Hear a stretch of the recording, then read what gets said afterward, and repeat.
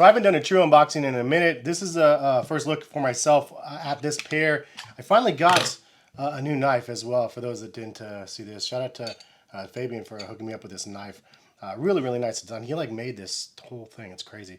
It's weighted perfectly. Anyway, my butterfly knife was great, but it wasn't very sharp.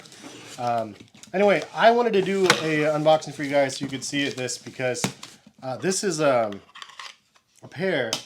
I think we all have been waiting a number of years for this pair, and I finally got one.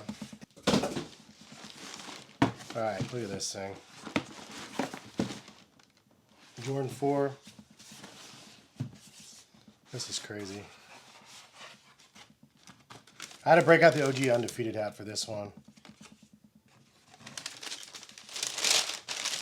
We've seen the quality control issues. I'm hoping mine came out good. Sheesh. This is crazy. It's so wild that these actually ended up releasing. And I hit on these actually on my birthday, which is fantastic. What a crazy birthday present. All right, here's the moment of truth. It's very rare around here. We got the rare air, so that's good. Let's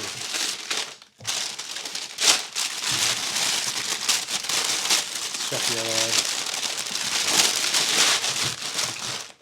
Checking the other one immediately. We got the very rare air here, so I'm happy about that. These things look crazy. All right, Undefeated Air Jordan 4s. You know, we've heard of these in the past, and we know that we're going for like $50,000, $30,000, whatever. This is what we needed. We got the orange laces though, love that. This is definitely a plus. I think that they look better in the orange laces from what I've seen. The green on here is crazy. It's like the military green. I haven't watched a lot of videos on these or anything like that, but I know that a lot of people have posted. But this is probably one of the most anticipated grails of the year. I think I've seen the argument that this year, 2025, is like the best year to buy sneakers like ever. And that's not a bad take, to be honest. I mean, it could be the best year to buy sneakers ever, because you have like pretty much everything releasing. Like, how crazy is it that we have so many wild pairs like the Undefeated 4s? It's still going to be difficult to get comparison to other pairs that, like, you know, GRs and stuff, but then the chance to be able to get a pair of these in 2025 is nuts. And then you have the Tokyo 5s as well. The fact that people are going to be trying to get these at retail, which is going to be crazy. Like, I heard rumor, I don't know if it's true or not, that it's going to be Japan only, which doesn't make, I mean, I guess it would make sense if it's like a Japan only, because that's the way they originally were. But you know, the Tokyo 5s with the yellow toe sample, which is the version that I actually have. I should probably do a video on that, because, you know, I've done many videos through the years. But yeah, the fact that this is actually the one that people are going to be getting is wild as well. So, I mean, this is like an insane year that you could get either one of these shoes in 2025. And this is just some of the shoes. Like, these are grails to a lot of people. So it's wild that we're seeing releases of the grails nowadays. I'm kind of there for it. I mean, as somebody that actually has this shoe, I got it for free. Like, I didn't pay $30,000 for it or anything like that. I didn't pay $5,000 or anything. I got it for free as a gift from a friend. So, like, for me, like, I'm just thankful that I got them. And I think that other people will be happy when they get them, because they're dope shoes. But for the people that paid $15,000, $20,000, is a different story. I'd be a little bit upset if, you know, your retirement got screwed up the way it is. But hopefully the people that are spending that much money on these aren't using them for retirement. Anyway, Undefeated 4s, the material looks really nice. The green material is all over the place. You have a netting in the back here that is black. It looks black. No, is it green or black? My bad, it's green. I can't really tell from my eyes, my old eyes. It's a green netting, black eyelets for the bottom and the top, a shinier black plastic for the wings here, and then also a black plastic for the heel tab with the Nike Air that is shinier as well. The midsole is kind of an off-white color, and then you have orange for the air unit, black in the front section of the midsole, and then a little bit of a glossier black section right here in the front. So little hits of glossy or blacks. It's not something I noticed from like any of the pictures and stuff online. On the bottom, you do have orange on the little thumb spot there, as I always call it, and then Nike Air on the bottom.